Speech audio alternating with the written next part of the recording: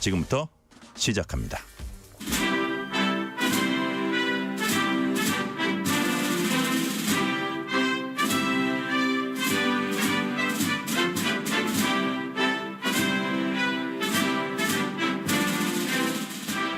지금 들으신 이 곡은 미국에서 대통령이 등장하면 언제나 연주되는 음악입니다. 제목도 미국 대통령의 노래입니다.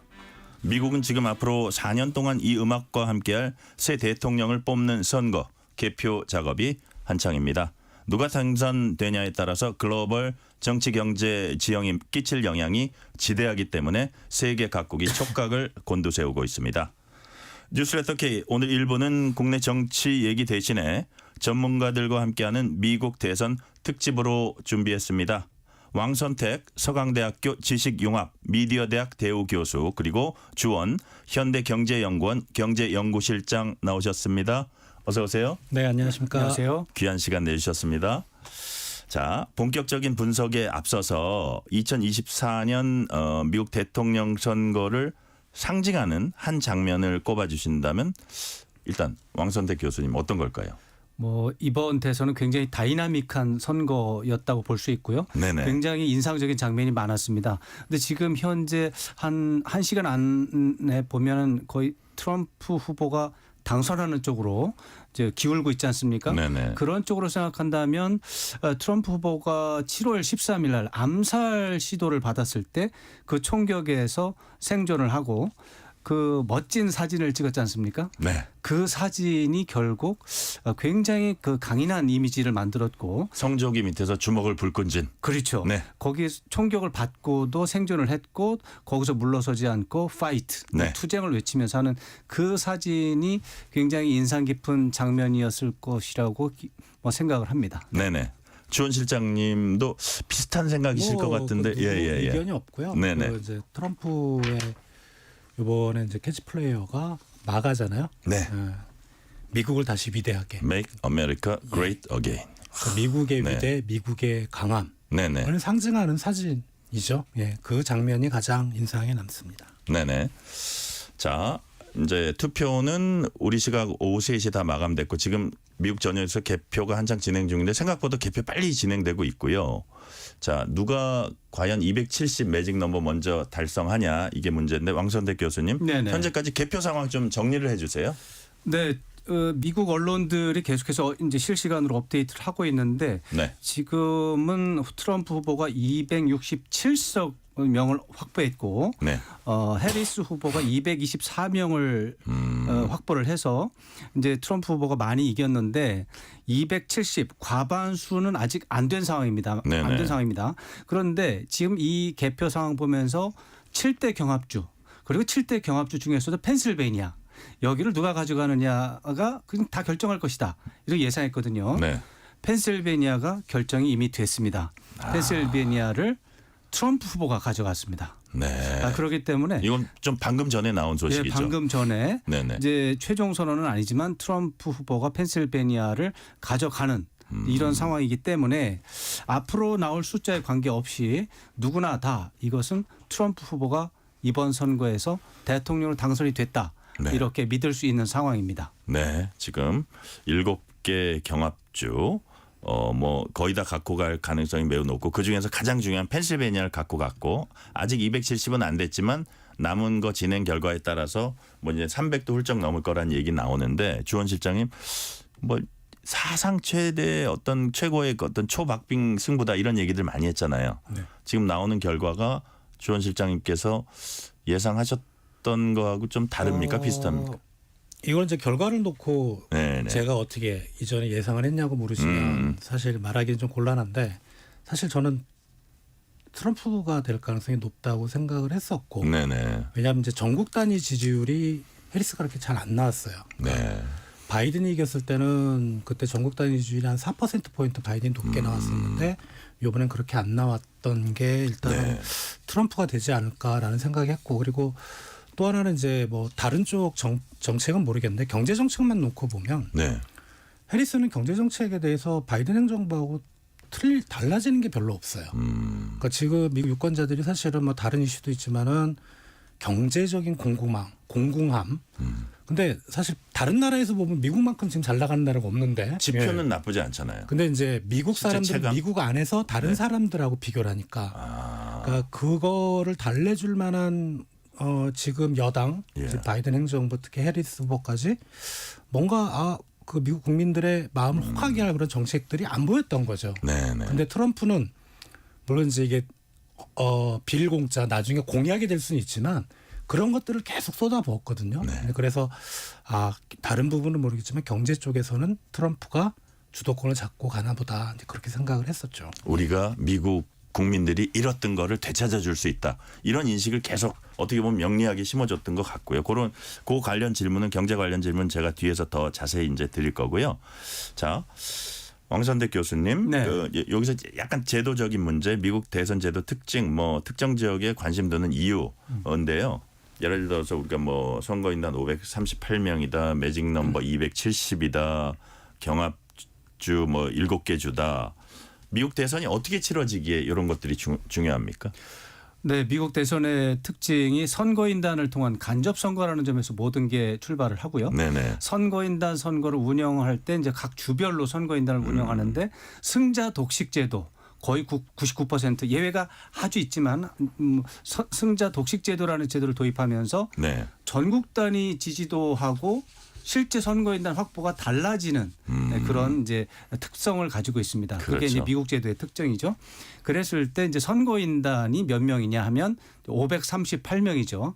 538 그러니까 좀 뭐 복잡하긴 하지만 어떻게 보면 단순하죠.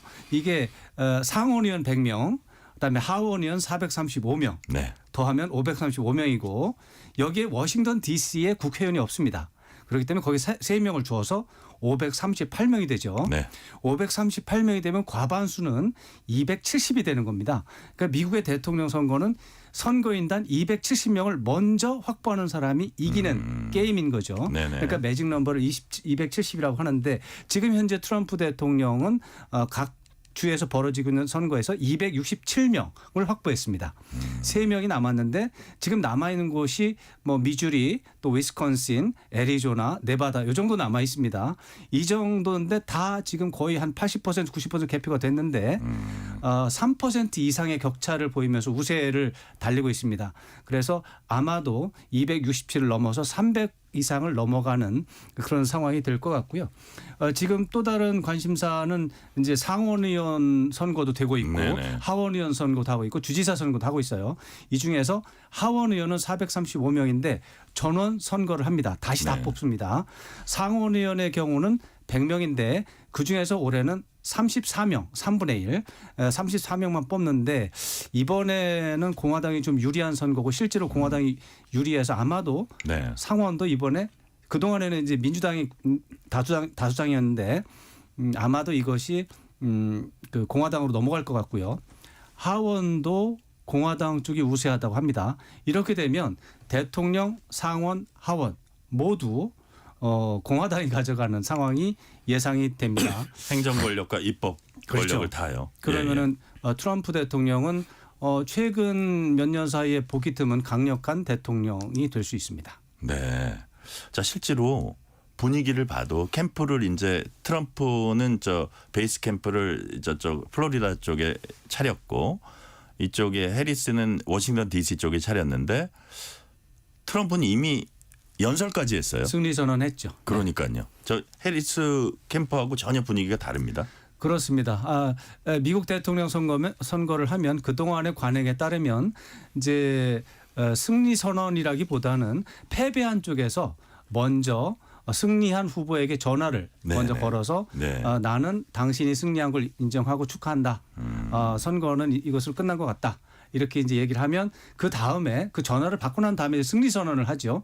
그러면 정치적인 차원에서는 이제 선거가 마무리되고 다시 그러나 개표는 계속합니다. 네. 개표 계속하고 법적 절차, 행정 절차 계속하고 결국 12월 달에 선거인단 선거하고 의회 과정도 걸치고 하지만 그 승리 선언 아니면 패배 선언, 패배 인정 네. 이걸로 이제 정치적으로 결정을 하는데 2020년 선거 때 그 상황이 없었습니다.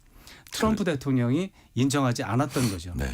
이번에는 이제 지금 현재로 봐서는 이제 트럼프 후보가 당선이 거의 99% 확실하다고 보고 해리스 후보가 트럼프 후보에게 전화를 해서 패배 인정을 하는 그리고 축하를 하는 이것을 해야 되는 상황입니다. 자, 이제 언제 할지. 우리 왕 교수님이 보시기에 트럼프가 지지 않는 경우 이제 이기는 게 유력하잖아요. 그렇죠.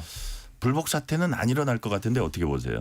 해리스 후보가 불복하는 것은 상상하기 어렵습니다. 그러니까요. 그동안의 해리스 후보나 민주당이나 트럼프 후보에게 대한 공격 요소가 있습니다. 2021년 1월 6일에 의회 미 의사당 난입 사건이 있죠. 네. 선거 불복이 미국 정치 제도를 망가뜨렸다 이렇게 비난했기 때문에 당연히 이 정도 결과라면 해리스 후보는 현재 패배와 관련한 입장문을 지금 작성하는 과정이라고 생각하면 되겠습니다. 네.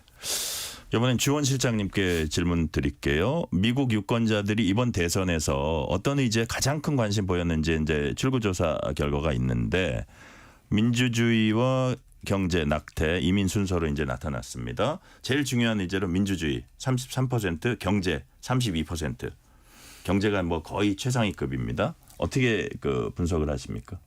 일단은 뭐 민주주의하고 경제가 별로 차이가 안 나기 때문에 네. 민주주의도 중요하지만 경제도 중요한데 선거 결과를 우리가 해석을 하면 미국 유권자들은 경제를 선택을 한 거죠. 네. 네, 그래서 이게 뭐 꼭 트럼프 후보라 그래서 민주주의에 반하는 세력이라고 보긴 좀 어렵지만 뭐 과거에 의회 의사당 난입도 있긴 했지만은 네. 아무튼 미국 국민들이 지금 제일 시급히 해결해야 될 문제는 역시 경제로 봤고 그리고 그동안에 뭐 미국 여론조사 기관들이 바이든 행정부의 가장 잘못한 그런 항목을 봤을 때는 경제를 최우선으로 들었거든요. 그래서 그런 부분에서 이번 선거를 관통하는 흐름 이제 네. 그런 것들이 잡혔던 것 같고요. 다만 이제 우리나라 이제 언론에서는 이제 미국 사회에서 네.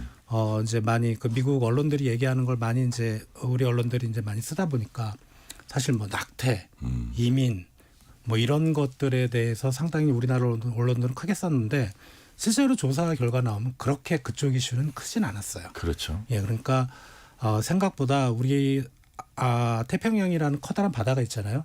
여기서 미국 사회를 우리가 분석하기는 어려웠다. 실제로 미국 사회는 경제라는 쪽으로 흐르고 있었는데 우리는 어떻게 보면은 좀 그 옳은 가치, 윤리적 가치 그런 쪽으로만 미국 사회를 해석하려고 했던 게 아닌가 그런 생각이 듭니다. 수많은 선거를 보면 대부분 경제였던 것 같아요. 그런 네. 생각이 이제 많이 드는데 이번 경우도 역시 그 트럼프가 그 부분을 좀 영리하게 파고들지 않았나 유권자들을 그렇게 이제 파고들었다는 생각이 드는데 자 이제 하나하나 조금 약간 그 복기를 해볼게요. 네. 자. 해리스 진영은 당초 예상과 달리 왕선택 교수님 네. 히스패닉 비롯한 소수 인종 지지세를 크게 끌어내지 못했습니다. 다시 말해서 트럼프가 많이 그걸 뭐 갉아먹었다고 해야 되나요? 잠식을 한 측면이 그렇죠. 있었는데 그런 것들이 좀 큰 요인 중에 하나였던 것 같아요. 어떻게 보세요? 가장 큰 요인은 우리 실장님께서 말씀하신 것처럼 경제, 물가 부분에 대한 미국 유권자들의 충격. 네. 이 부분을 바이든 행정부나 해리스 후보가 제대로 공감하는 부분을 보여주지 못한 것 같습니다. 사실 경제 지표 자체는 과거에 비해서 그렇게 나쁘지 않았는데 네. 어떻게 보면 정치적인 소통 능력에서 굉장한 문제점이 드러났다. 이번 선거의 결과 그렇게 좀 생각하고 싶고요. 네. 그 이민자 문제와 관련해서는 트럼프 후보의 어떻게 보면 공세적인 전략이 성공했다. 그리고 그 부분에 대해서 민주당이 뭐 무기력하게 당했다 이렇게 볼 수가 있는데 네. 트럼프 후보의 그 불법 이민자 문제에 대한 공격 포인트를 보면 이제 외부에서 들어오는 불법 이민자, 불법적으로 들어오는 이민자를 이제 공격하고 반대하고 그 이제 추방하겠다 이런 건데 사실 국내에 이미 들어와 있어서 정착한 이민 이제 히스패닉 계통의 이민자들은 오히려 지지하는. 오히려 그 그러니까요. 추가적인 불법 야, 이민자 유입이 자기네들과 경쟁을 하는 상황이기 때문에 그러니까요. 오히려 막아주는 게 자기들의 일자리에는 또 도움이 된다. 이런 관측이 있었거든요. 네네. 근데 그럴 때 그럼에도 불구하고 인종차별적인 말을 많이 했기 때문에 저분들은 그래도 트럼프 후보를 좀 싫어할 것이다. 이렇게 생각을 했었거든요. 근데 아니었던 거죠. 그래서 트럼프 후보 히스패닉 인구가 사실 유권자 중에 20% 가까이 됩니다. 네. 18%, 20% 정도로 굉장히 크기 때문에 그 인구 중에 상당수가 트럼프 후보를 쪽으로 돌아섰습니다. 한 10%포인트에서 15%포인트 쪽으로 트럼프 쪽으로 더 돌아섰습니다. 2020년에 비해서. 네. 그 전에 비해서 이런 것을 봤을 때 트럼프 후보의 이민자 관련 그 진단이 나름대로는 현실적으로 정확했고 네. 정확한 공격 포인트를 잡아서 성공했다. 반면에 민주당은 이 부분에 대해서 그냥 윤리적으로 무기력하게 대응했다. 이렇게 볼 수가 있겠습니다. 그러니까 지금 왕 교수님 말씀하신 대로 한 20년 전에 그 장벽을 타고 넘어온 이민자들이 이제 여기 정착을 했거든요. 그래서 자기네도 일자리가 필요하고 일자리를 지켜야 되는데 그걸 트럼프가 파고들었더니 새로 들어오는 사람들은 못 들어오게 하더라도 자기들은 지키고 싶어하는 그 심리를 아주 어떻게 보면 영악하게 파고들었다. 이게 동의를 하시나요? 그런 분석에는. 그렇죠. 이게 네. 이미 들어오신 분들은 투표권이 있고 네. 이게 앞으로 들어오려고 하는 사람은 투표권이 없는 불법 이민자잖아요. 네네. 그러니까 같은 예를 들어 동족이라고 하더라도 같은 민족이라고 하더라도 그 사람들이 들어오면은 고용시장 전반적으로 보면 공급이 늘어나니까 네. 임금이 다운되거나 아니면 자기가 실직될 위기가 있잖아요. 그렇죠. 그럼 경쟁자인 거죠, 사실. 예, 그러면은 트럼프의 정책에 더 공감을 할 가능성이 있는 겁니다. 그러니까 자기 일자리를 결국은 뭐 이민 정책이라는 게 일자리하고 바로 연결되고 일자리를 보장해 주겠다는데 사실 그거보다 더 강력한 요인이 있을까? 우리가 인간사를 살다 보면 그런 생각을 하게 되잖아요. 거기다 트럼프는 또 한국 같은 경우에는 주현 실장님 머니머신이다. 돈 찍어내는 기계다. 네. 저기 돈 엄청 많다. 네. 근데 우리가 도와주고 있다. 뭐 심지어는 막 팩트도 왜곡합니다. 한국에 저기 공짜로 저기 미군 쟤네들은 돈도 안 내고 저런다. 이런 식으로 하면서 그 유권자들의 마음을 잡았던 것 같아요. 그렇죠. 그렇죠. 예, 예. 그런 측면은 어떻게 보세요? 일단은 그 국방비에 예, 예. 자꾸 이제 거론하는데 사실 네. 한국에 대해서는 그 얘기가 이제 핵심이거든요. 근데 네. 해리스 후보는 한국이 충분히 분담하고 있다고 얘기를 했었고 네. 그래서 그런 부분은 조금 이제 협상 과정에서 우리가 좀 대응을 해야 될 부분인 것 같고. 해리스는 이성적으로 얘기했고 예. 트럼프는 팩트가 틀리더라도 강하게 얘기했고 그죠? 그렇지만 이제 무역 적자 나중에 우리가 따로 얘기할 부분이 있겠는데 네. 한국이 미국에 대해서는 무역 적자가 좀 크죠. 예. 네. 그런 거가 이제 마음에 안 든 거죠. 그러니까 트럼프는 경제 지표 중에 어떤 거에 관심이 있냐면 고용 지표하고 그다음에 무역 적자입니다.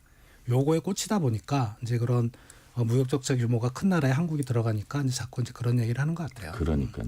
자, 그렇다면 이제 무역 적자 비롯해서 우리가 트럼프 경제 정책에 있어서 조금 유의해서 봐야 될 점은 주원 실장님 어떤 게 있습니까? 많이 알려진 이제 얘기들이잖아요. 네, 그러니까 네. 관세를 인상한다는 건데 무역 적자를 막는 방법이 여러 가지만 가장 강력한 거는 상대국이 이제 미국으로 들어오는 제품에 대해서 관세를 때려버리는 겁니다. 네. 첫 번째가 이제 중국 제품에 대해서 60에서 100%를 때린다는 거거든요. 이거는 중국 제품 들어오지 말라는 얘기예요. 그 가격이 갑자기 60% 100% 두 배가 넘는 가격으로 중국 제품이 아무리 경쟁력이 있다고 미국 시장에 잘 안 팔릴 거거든요. 그러니까요. 예. 그 부분이 중요한데 왜냐하면 우리가 중국의 어떤 부품이나 소재를 수출하고 중국에 있는 기업이나 뭐 다른 외국 기업들이 그걸 가지고 완제품을 만들어서 미국으로 가는 경우가 많거든요. 예, 예. 그러면 중국에서 미국으로 가는 수출이 끊기면 우리나라가 중국으로 가는 수출도 끊기고 이제 그런 부분이 걱정이 되고요. 두 번째는 이제 이거는 트럼프 일기 때 우리가 철강 알루미늄에 대해서 네. 관세를 올렸죠. 그러니까 우리나라뿐만 아니라 품목에 대해서 때린 거기 때문에 우리나라 뭐 EU, 일본 정도가 있었는데 그때 한미 FTA를 빠르게 개정 협상을 하면서 관세 인상을 막았어요. 네. 우리나라가. 이제 그거를 빌미로 아마 우리나라하고 한미 FTA 재협상을 노리지 않을까. 그게 우리가 마지막으로 보편 관세 인상인데 네. 중국을 제외하고 모든 나라의 제품이 미국으로 들어온 건 무조건 10% 관세를 매긴다. 네. 사실 이 부분이 제일 걱정이 되는 거예요. 이게 이제 세계 전체적으로 관세 인상, 무역 전쟁으로 번질 가능성이 있거든요. 네, 네. 1930년대 세계 대공황이 그렇게 해서 벌어진 일이기 때문에 이거는 이제 우리나라한테는 상당히 좀 치명적이 될 수 있고 앞에 첫 번째 중국 관세에 대해서는 약간 좀 설명을 드리자면 일부에서는 되게 좀 크게 그 보도를 하고 네. 상당히 부정적 영향이 클 거라 생각하는데 물론 마이너스 영향은 있지만 저는 그 우리가 생각했던 것보다는 좀 작을 거다. 첫 번째는 우리가 트럼프 일기 때 2017년부터 2020년까지 경험을 해봤잖아요. 네네. 그래서 그때도 중국 관세를 인상했잖아요.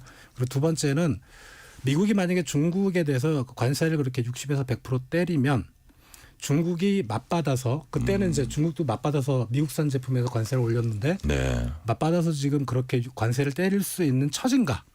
왜냐하면 중국 경제 지금 되게 어렵거든요. 예. 교역을 안 하면 중국 경제가 확 내려갈 겁니다. 그렇죠. 그러면 이제 트럼프가 최근에 어디 이제 유세를 하다가 이런 말을 살짝 했거든요. 시진핑 주석이 미국산 제품을 사주기로 했었다 옛날에. 그러면 이제 중국 정부가 만약에 이제 미국산 제품에 대해서 일정 부분 규모를 가지고 사준다면 생각보다 미중 갈등이 좀 완화될 여지도 있다. 이건 시나리오니까. 네네. 그러니까 그런 뭐 트럼프가 되고 나서 미중 간의 관계가 어떻게 될지 우리가 예단을 하기는 좀 어렵다 이렇게 네. 말씀드려 봅니다. 하나만 더 질문드리면 우리 그 기업들 중에 미국에 현지에 투자하는 기업들도 좀 약간 비상이 걸렸습니까? 어떻습니까?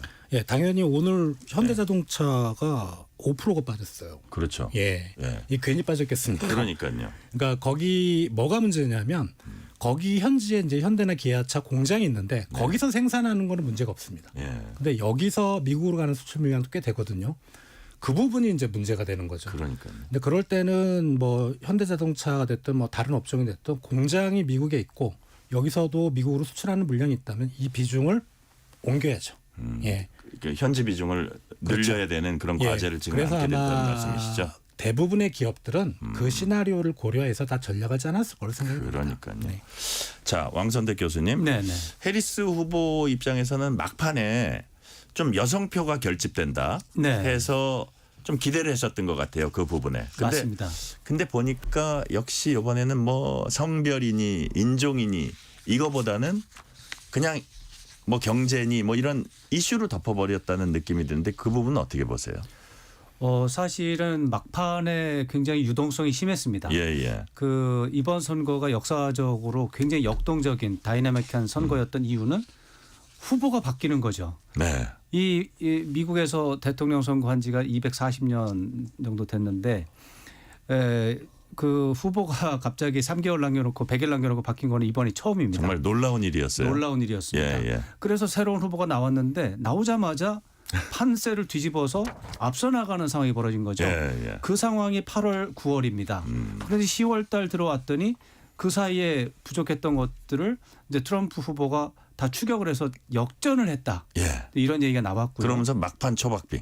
그죠? 그러다가 10월 말이 됐는데 다시 해리스 후보가 이제 재역전을 했다. 뭐 이런 네네. 얘기를 한 건데 이제 뚜껑을 열어보니까 해리스 후보가 막판 역전을 못하고 오히려 트럼프 후보가 10월 초에 역전했던 상황이 계속 유지가 됐다라고 우리가 평가를 해야 되겠습니다. 네. 자, 그거 관련해서 좀 관련되는 얘기일 수 있는데 히든 해리스가 있고 그렇죠. 샤이 트럼프가 있는데 그렇죠. 그 우리 그 한 2주 전에 이제 그 아마 우리 특파원 하실 때 아셨을 거예요. 김동석 한인 유권자연대 네. 대표께서 뭐라 그러시냐면 수치가 이렇게 박빙으로 나온다는 거는 네. 트럼프가 상당히 유리하다는 거다. 아무리 그래도 히든 해리스보다는 샤이 트럼프가 많다. 네. 그래서 지금 이렇게 박빙으로 나오는 거는 트럼프에게 매우 유리한 걸로 보인다. 이렇게 얘기를 했거든요. 동의하십니까? 뭐 저는 사실은 히든 해리스가 있다라고 믿었기 때문에 지금 좀 네네. 당혹스럽고 제가 예. 뭔가 잘못했구나 이런 생각을 하고 있고요. 김동석 대표님은 언제나 뭐 우리 그 미국 정치나 분석할 때 최고의 권위자죠. 김동석 대표님 말씀이 그렇게 하셨다면 그 말씀에 저는 뭐 당연히 동의하는. 미국 현지에서 또 자기가 체감으로 느끼기도 했나 봐요. 김동석 대표님은 뭐 그냥 이제 신문 보고서 분석하는 게 아니고 저는 어차피 여기서 이제 신문 보고 계속 이제 추적을 해서 뭐 일정 부분 미국 언론에 저도 이제 어떻게 경도될 수밖에 없는데 김동석 대표님은 뭐 저 민주당 캠프 쪽에 계속 따라다니면서 그쪽 캠프 이번에 멤버들하고 앤디 김 쪽도 관여를 네, 했다. 그렇죠. 그러더라고요. 그래서 그 굉장한 인사이트가 있는 것은 틀림없고요. 다만 막판에 분명히 민주당에서는 여성표, 백인 여성 중심의 그런 히든 해리스에 관심이 있었던 것 같고요. 네.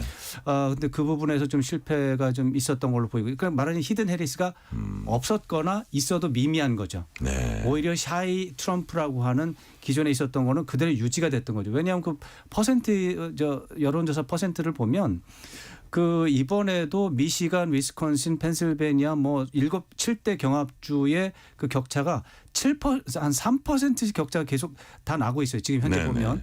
그런데 여론조사에서는 거의 몇 달 동안 1% 이내라고 했었거든요. 그러니까요. 그러니까 2%에서 3%의 여론조사에서 문제가 있었던 거예요. 샤이 트럼프가 있었던 겁니다. 잡히지 않은. 잡히지 않는. 예. 근데 이거 사실 이런 얘기를 2016년에 됐어요. 맞아요. 그 2020년에 또 하고. 근데 세 번째 하니까. 그때도 힐러리가 이기는 걸로 많이들 그렇죠. 봤는데. 근데 예. 그 샤이 트럼프가 3%에서 4% 정도 되는 부분이 여전히 적어도 2%는 있다. 이렇게 확인이 된 거죠.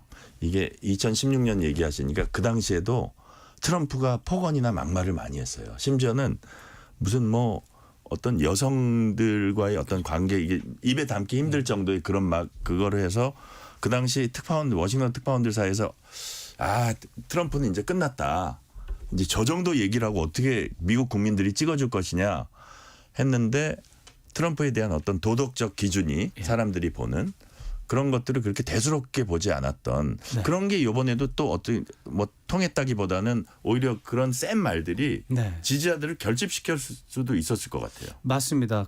저도 역시 우리 전종철 앵커님하고 같이 그때 2016년에 워싱턴에서 특파원 생활을 하고 있었죠. 네네. 그때 2015년 6월에 이제 트럼프 후보가 처음 이제 술마 선언을 하고 그 엄청난 막말을 했을 때 네. 모두 다 저런 식으로 끝났다. 대통령 하면 후보라면 어떡하느냐 안 된다 그렇게 생각을 했지만 네. 알고 보니까 이제 당선이 됐고 그렇죠. 사후 분석을 통해서 보니까 트럼프 후보가 그렇게 막말한 것은 미국의 뭐 저학력, 저소득층, 백인, 남성 유권자들을 중심으로 해서 불만과 분노를 잡아낸 거죠. 예. 그 불만과 분노의 타겟은 기득권층이라고 하는 세력인 거고 기득권층으로 설정한 것은 미국에서 잘 나가는 정치인, 워싱턴에 잘 나가는 정치인 그리고 뉴욕의 아주 거대한 부자들 네. 요 2개, 3개 정도 언론 이렇게 해가지고 이 사람들이 기득권이고 그렇죠. 민중의 어떻게 보면 적이다. 내가 그들을 향해서 이렇게 욕을 하는 것이다. 이런 이미지를 심어놓게 성공을 한 건데 네. 지금 이번에도 역시 그 중에 일부 이제 기득권 세력의 일부였던 미국의 주요 언론들은 여전히 일반 국민들과의 의사소통에서 실패한 것 같습니다. 그러니까요. 네. 자, 이 시간 교통 상황 잠깐 알아봅니다. 라디오 교통정보센터 김민혜 리포터 나와주세요. 네, 시각 교통 정보입니다. 도로 곳곳으로 퇴근 정체 시작이 되는데요. 우선 서울 시내 간선도로 올림픽대로 공항 쪽입니다. 방화대교에서 행주대교 부근 2차로에서 추돌 사고 났고요. 반대 하남 방향은 가양대교에서 월드컵대교 부근 2차로에서는 고장난 화물차가 있는데요. 아직 처리가 안 되고 있어서 부근 정체가 심합니다. 또 노들길 성산대교 방향 여의하류에서 양화대교 부근 1차로에서도 추돌 사고 나면서 역시 정체가 극심합니다. 고속도로는 수도권 제2순환고속도로 판교에서 일산 방향으로 장수 진입로 2차로에서 승용차 사고나 처리하고 있고요. 또 서해안고속도로 서울 쪽 몽탄 3터널 부근 1차로에서도 승용차 관련 사고나 처리를 하고 있습니다. 중앙고속도로 부산 방향은 다부터널 부근 1차로에서도 승용차 관련 사고나 처리하면서 이 다부 나들목 부근으로 5km가량 정체 이어지고 있어서 주의하셔야겠습니다. KBS 교통정보센터였습니다. 퇴근길, 당신과 함께 읽는 세상 이야기. KBS 1라디오 뉴스레터 K.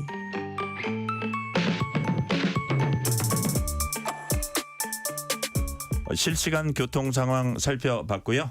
전문가들과 함께하는 뉴스레터 K 미국 대선 특집 대담 이어가겠습니다. 왕선택 서강대학교 지식융합 미디어대학 대우교수 주원 현대경제연구원 경제연구실장과 얘기 나누고 있습니다. 자, 왕선택 교수님. 네. 이게 사실은 미국에서 막 뭐 2주 후에 당선자가 확정된 경우도 있었고 지난 2020년만 해도 바이든 대통령 당선까지 나흘이 걸렸고 막 그렇죠. 2000년에는 대법원까지 가는 동안 한 달 넘게 혼란이 거듭되기도 했고 그렇습니다. 뭐 당선자 확정에 그런 것들이 걸렸는데 이번엔 좀 다를 것 같아요. 어떻게 보세요?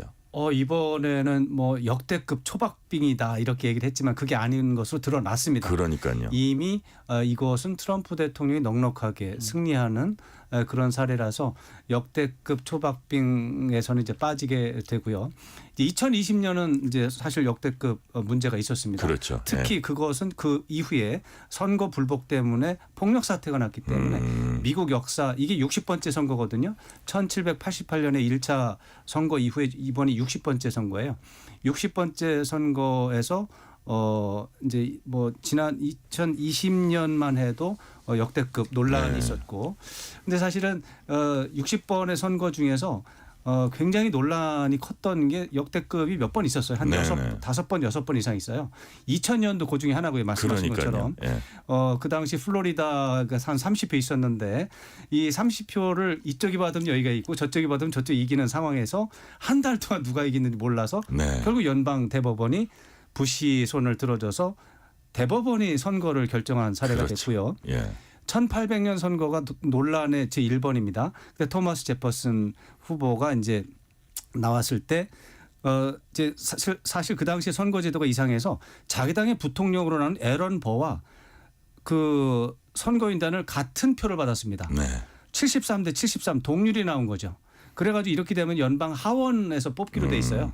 연방 하원으로 갔어요. 네. 갔는데 승부가 안 나가지고 재선거에서 36번 했습니다. 연방 하원에 36번에서 재미있는 미국 대선 얘기네요. 결국 예, 예. 그 토마스 제퍼슨이 승리를 했고요. 에런 버라는 분은 그때 화가 나가지고 그때 이제 알렉산더 해밀턴이라는 분이 뒤에서 막구 조정해서 이제 토마스 제퍼슨 이겼거든요. 화가 난 마음을 가지고 있다가 4년 뒤에 결투 신청해서 네. 알렉산더 해밀턴을 총으로 쏴서 죽였습니다. 재무장관이죠. 재무장관 해밀턴 말씀하시는 그렇죠. 거죠. 예, 예. 조지 워싱턴 때 예, 이제 예. 재무장관 하던 예. 이런 과거 사례가 있었는데 이번도 그럴 것이다.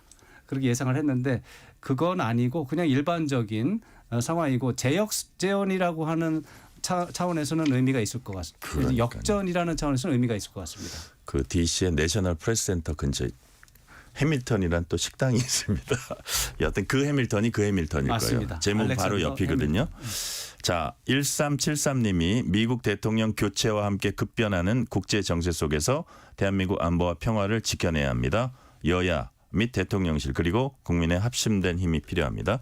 이 질문은 좀 뒤에서 드리고요. 주원 실장님, 미국 대선의 금융시장도 민감하게 반응하는 분위기입니다. 가상화폐 비트코인이 사상 처음으로 74,000달러 선을 돌파했다.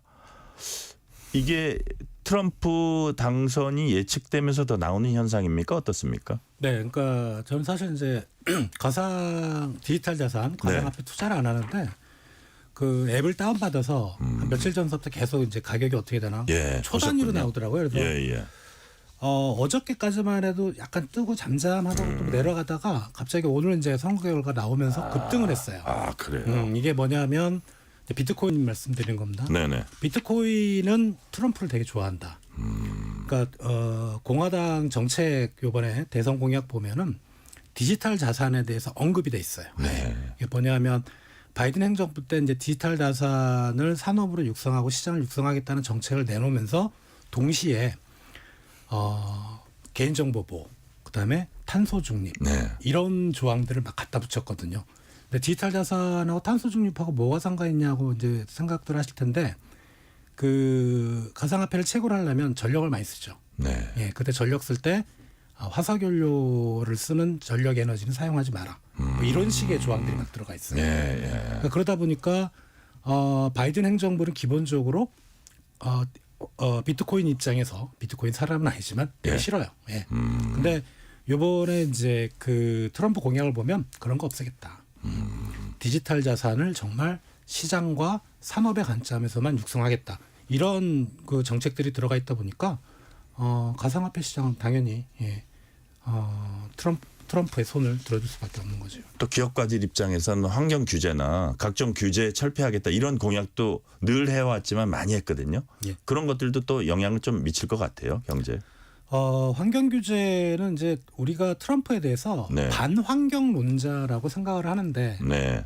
환경 이슈를 싫어하는 건 맞지만 사실 반환경론자는 아닌 것 같아요. 왜냐하면 일단은 뭐 신재생 에너지 산업만 근데 비즈니스 예. 프렌들리는 맞는 거 아니에요? 그건 그죠? 맞아요. 예, 맞는데 그 비즈니스를 하는데 환경 규제가 걸림돌이 되지 않게 하겠다는 게 트럼프의 생각이죠. 그렇죠, 그렇죠.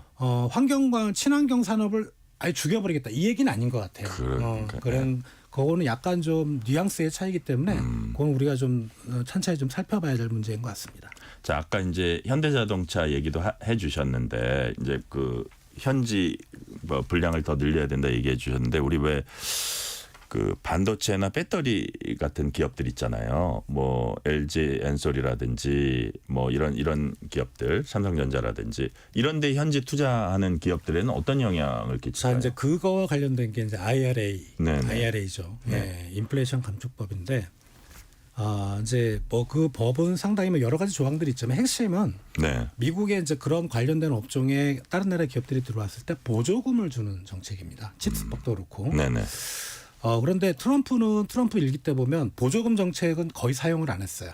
트럼프가 썼던 거는 투자를 유치하지만 보조금 네. 말고 뭐 세금을 깎아준다든가 부지를 좀 싸게 제공한다든가 네. 즉 이제 투자를 유치를 하되 미국 기업과 들어오는 기업들의 보조금으로 차별을 두질 않겠다거든요. 네네. 그래서 보조금은 이미 줬던 기업 보조금은 뺏지는 않을 거고 근데 이제 많이 알려진 바와 같이 그런 것들을 만약에 이제 보조금을 없애고 그런 법을 무효화시키려면 그거는 이제 의회를 통과해야 되거든요. 네네. 아무리 트럼프라고 하더라도 법률에 근거하지 않는 행위는 할 수가 없거든요. 그래서 트럼프가 만약에 정말 그런 것들이 싫다면 이제 IRA를 이제 뭐 우리가 아직 상원은 결과가 나왔고 하원은 결과가 모르지만 하원도 공화당이 잡았다고 했을 때 네. 상하원에서는 여기다 통과를 시켜줘야 되는데 예. 근데 IRA라는 법이 사실 통과될 때 우리가 곰곰이 생각해 보면 민주당이 주도를 했지만 공화당 의원들도 상당히 찬성하는 사람들이 많습니다. 그러니까 공화당이 확실한 차이로 의회를 장악하면 모르겠지만 그렇게 차이가 없다면 IRA가 통과되기는 어렵다. 다시 재개정되기는 어렵고 또 하나는 만약에 이제 그게 바뀌지 못한다면 뭐 트럼프 트럼프는 어떻게 마음대로 할까? 될 수 있는 사안은 아니다. 예, 근데 만약에 의회를 통과하지 못하고 개정되지 못한다. 이러면 트럼프는 어떻게 할 거냐라고 예. 생각해 보면 예. 그 법을 적용하려면 보조금 지급 규정을 조사를 해야 됩니다. 네. 그거를 상당히 기준을 강화하거나 천천히 하겠죠. 정말 싫다면 이제 그런 식으로 어떤 행정 절차상에서 좀 페널티를 줄 수는 있겠다 이렇게 생각이 됩니다. 자, 왕선택 교수님, 네. 우리 상황에서 이제 가장 주목되는 거 경제고 또 다른 축이 안보입니다. 네. 자, 일단 나는 김정은의 친구다. 김정은과 사랑에 빠졌다. 이런 얘기까지 했어요. 네. 그 대통령 시절에. 그리고 최근에도 비슷한 얘기했고 지금 뭐 한반도에 좀 긴장이 고조되고 그러니까 내가 가면 다 해결된다. 이런 취지로 이제 얘기를 하는데 그렇죠. 좀 그 안보를 또 이렇게 돈의 관점에서 보는 분이기 때문에 그런 게 또 걱정되기도 하는데 어떻게 북한과 미북 관계 어떻게 예상을 하시는지 우리에 끼치는 영향 어떻게 전망하세요? 사실 어려운 문제입니다. 이게 방위비 분담금 증액이라고 하는 그런 부분이 있고 네네. 북미 간에 이제 김정은 위원장 최고 지도자 간에 또 대화가 될 수 있겠느냐라고 하는 건 또 다른 문제고요. 그러니까요. 이 여기에다가 저는 사실 개인적으로 관심을 갖고 있는 문제가 네. 트럼프 대통령이 한미 동맹에 대한 가치 중요성을 좀 더 낮추고 거기에 이제 확장 억제라고 하는 이 부분 네. 이 부분이 좀 더 약해지면 그 다음 단계는 한국 사회에서 그 독자적인 핵무장 이야기가 나오게 돼 있습니다.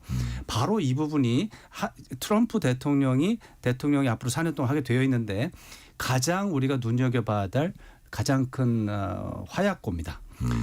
이 독자적 핵무장론이라고 하는 것은 우리 국민 중에 상당수 한 70% 전후가 지지하는 부분입니다.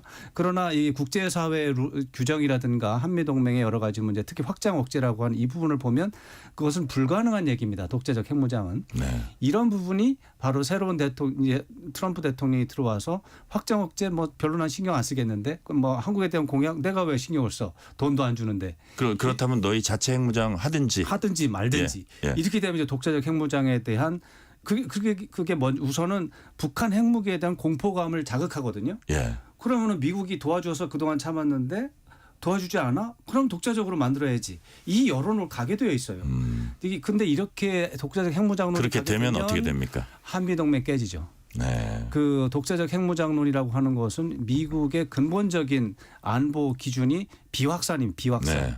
핵무기는 오직 미국 등 5개 나라만 가져야 되고 나머지 모든 나라는 안 된다가 미국의 기준인데 이 기초적인 약속이 깨지게 돼서 한미동맹이 또 이번엔 또 부서지는. 그다음에 악순환이 우리가 생깁니다. 북한을 압박했던 어떤 그 논리랄까? 다 깨지죠. 다 무너지는 거잖아요. 다 무너지면서 북한의 핵보유가 기정사실화가 됩니다. 기정사실화되고. 예. 그 북한에 대한 경제 제재를 계속적으로 추진할 수 있는 동력이 사라져 버립니다. 그렇다면 우리도 제재를 받아야 되니까. 그죠? 예를 들어서. 주장만 우리가 독재 핵무장 주장을 하게 되면 북한에 대한 제재 풀어야 되는 상황이 생기면서 우리가 가질지는 여전히 물음표입니다. 자, 현실적으로 어렵죠. 그 부분, 그러니까 지금 우리 왕 교수님 보시기에는 확장 억제라는 게 아주 절묘한 어떤 맞습니다.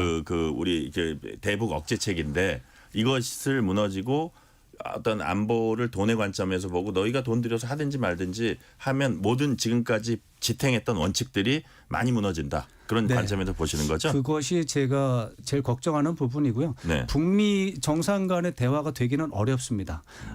요거는 간단히 말씀드리면 네네.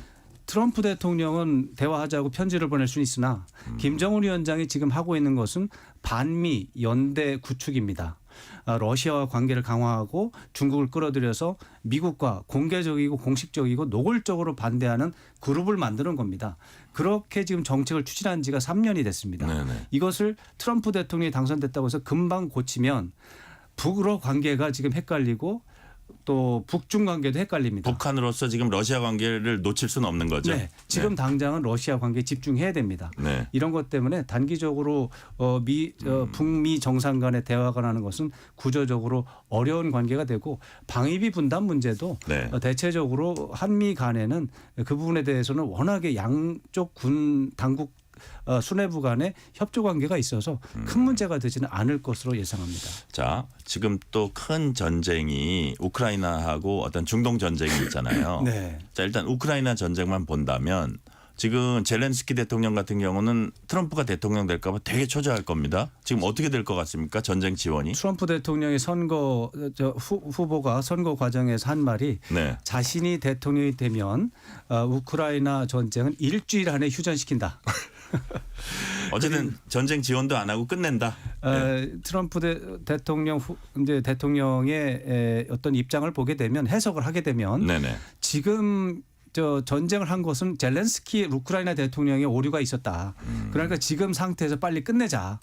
그런 얘기니까 우크라이나 쪽에서는 몸이 다는 상황이고요. 네. 아마도 트럼프 후보는 그런 말은 과거에 보면 지켰습니다. 한미 관계에서 방위비 문제도 관찰하지 않았습니까? 네네. 뭐 물론 이제 양이 달라진 거죠. 그런 걸 봤을 때 우크라이나 젤렌스키의 대통령에 대해서는 굉장한 압박을 할 것이고 이스라엘 문제가 있습니다. 네. 이스라엘 문제는 네타냐후 이스라엘 총리와 또 친분이 좋습니다. 이런 경우에 트럼프 대통령은 적극도 지지합니다. 네. 앞으로 이스라엘 네타냐후 총리는 세월이 좋아졌다고 생각할 가능성이 높고요. 이란 쪽에서 굉장히 힘든 상황이 생길 거라고 생각합니다. 이것이 중동 전반에 악영향을 미칠 가능성도 있습니다. 아, 그렇군요. 자, 아까 이제 말씀하셨어요. 상하원 선거도 공화당이 조금 유리하게 가는 분위기다. 그 최종 결과는 좀 봐야겠습니다. 우리한테 가장 관심인 거는 한국계 처음으로 상원 의원이 탄생을 했습니다. 자, 그 뉴저지주 앤디 김입니다. 네. 42살. 네. 자, 왕선택 교수님 어떻게 평가하십니까? 뭐 재미 한국 동포 사회라는 차원에서 본다면 엄청난 환영할 그러니까. 만한 진전이죠. 예, 상원 의원. 네. 한국인이 이제 미국 땅에 뭐 하와이 처음에 가서 한 120년 전쯤에 이제 한 150년 정도 됐군요. 네네. 처음에 가서 사탕수수 이제 노동자로 일을 하면서 많은 서름도 받고요. 정착하는데 많은 어려움을 겪었는데 그러한 많은 과정을 거쳐서 이제 지금은 떳떳하게 미국 사회에서 우리 한국 동포들이 잘 살고 있습니다. 네네. 그러나 정치적인 영향력은 여전히 작죠. 이 부분이 이제 재미 한국 동포들이 앞으로 계속해서 해 나가야 될 과제 중에 하나인데 네. 지난 1992년에 그런 소망을 반영을 해서 1992년에 연방 하원인이 처음으로 당선됐습니다. 네. 김창준 전 의원이죠. 그렇죠. 예, 이분이 이제 하원의원 당선되면서 한인들의 정치력이 좀 향상이 됐죠. 그랬다가 이번에 지난 2020년 선거에서는 무려 4명이 그렇죠. 연방 하원의원이 당선이 돼서 한인 사회가 크게 환영을 했는데 이제 그 중에 한 명이던 앤디 킴이 이제 상원으로 바뀌어서 올라갔는데 하원 의원도 중요하지만 상원 의원이라고 하는 것은 또 권위가 또 다른 또 권위가 있기 때문에 굉장히 환영할 만한 일이고 동포 사회는 이것 때문에 굉장히 축하하고 또 힘을 얻는 그런 상황이 되고 앞으로 미국 사회 정착하는 데 있어서 굉장히 도움이 될 것 같고 한미 관계도 아까 좀 불안한 네네. 면도 말씀드렸지만 앤디 킴 이제 상원 의원이 앞으로 큰 역할을 해줄 것이라고 믿어 의심치 않습니다. 네. 자, 주원 실장님, 앤디 킴이 어떤 정치인인지 약간 짤막하게 소개해 주실 수 있을까요? 예, 사실 뭐 제가 말씀드린다고 이게 뭐 정확한 정보는 아닌데 일단은 그 오바마 행정부 시절에 그 아프가니스탄 주둔 나토군 사령관 참모를 했었어요. 네네. 그리고 민주당 의원이고 백악관 국가안전보장회 이라크 담당 보좌관을 지낸 그러니까 어떻게 보면은 국방 쪽으로는 상당한 전문가. 네. 예, 그래서 아주 이력이 좀 특이하죠. 저는 네. 이런 이력을 가지고 있을지 몰랐어요. 아마 그런 쪽에서 근데 다행히 근데 불행히 이번에 민주당 대통령이 됐으면 상당히 좀 중요 보직에 입각이 됐을 것 같은데 예. 하필 이제 트럼프 대통령이 되는 바람에 사실 뭐 행정부 쪽으로 못 들어가고 그래도 국회에서 의회에서 나름의 좀 그런 쪽으로 목소리를 내면서 그래도 한국계니까 모르지만 우리를 좀 도와주지 않을까 이제 그런 기대를 좀 하긴 해봅니다. 한인 사회에서는 이분 잘 키우면은 나중에 잠재적 대선 후보도 될 수 있다. 뭐 이런 얘기까지 하고 있다고 합니다. 네, 그렇습니다. 뉴욕 또 뉴저지 일대에서는 뭐 아주 오래전부터 촉망받던 미래 정치인이고 네. 아까 뭐 언급하셨지만 김동석 예. 한인 이제 유권자 연맹 대표도 또 도와주는 걸로 좀 이해를 네네. 하고 있고요. 그런 차원에서 앤디 킴도 한인 사회에 대한 애정이 큰 걸로 알고 있습니다. 네.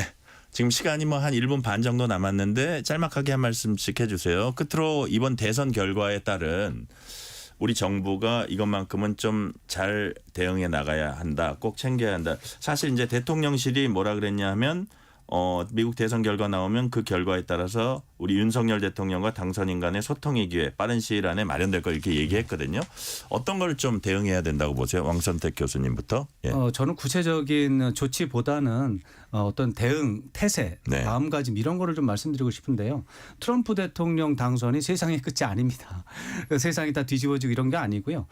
트럼프 대통령도 거래를 좋아하고 이런 차원에서 충분히 또 협력 가능성이 있기 때문에 냉철한 태도를 갖고 시나리오별로 잘 대응한다면 지난 트럼프 1기 때 4년 동안 한미 관계가 좋아진 측면도 있습니다. 다시 한번 그런 점에 집중한다면 저는 국가 이익이라든가 한미 관계에 도움이 될 요소도 있다 이렇게 생각합니다. 그러니까 거래에 능한 트럼프를 잘 활용하면 더욱더 우리의 국가 이익을 챙길 수도 있다는 말씀이셨고요. 주원 실장님 한 말씀 해 주시죠. 트럼프 1기 때는 우리가 많이 당황했어요. 정부도 그렇고 저희들도 그렇고 근데 우리 경험을 해봤고 네.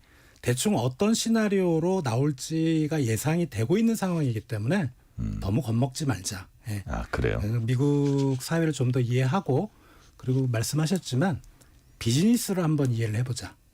정부와 미국 정부와 한국 정부가 관계를 맺을 때도 네. 그러면 오히려 좀 쉽게 풀릴 수 있는 부분이 있지 않을까 생각이 됩니다. 비즈니스로 그러니까 정부 관계도 어떤 비즈니스의 개념으로 보자 그런 뜻인가요? 받는 게 있으면 주는 게 있고 이런 식으로 한번 좀 잘 한번 풀어보자 이런 얘기 말씀을 드려봅니다. 네. 오늘 말씀은 여기까지 듣겠습니다. 지금까지 왕선택 서강대학교 지식융합 미디어대학 대우 교수 그리고 주원 현대경제연구원 경제연구실장이었습니다. 오늘 말씀 감사합니다. 고맙습니다. 감사합니다. 뉴스레터 K 1부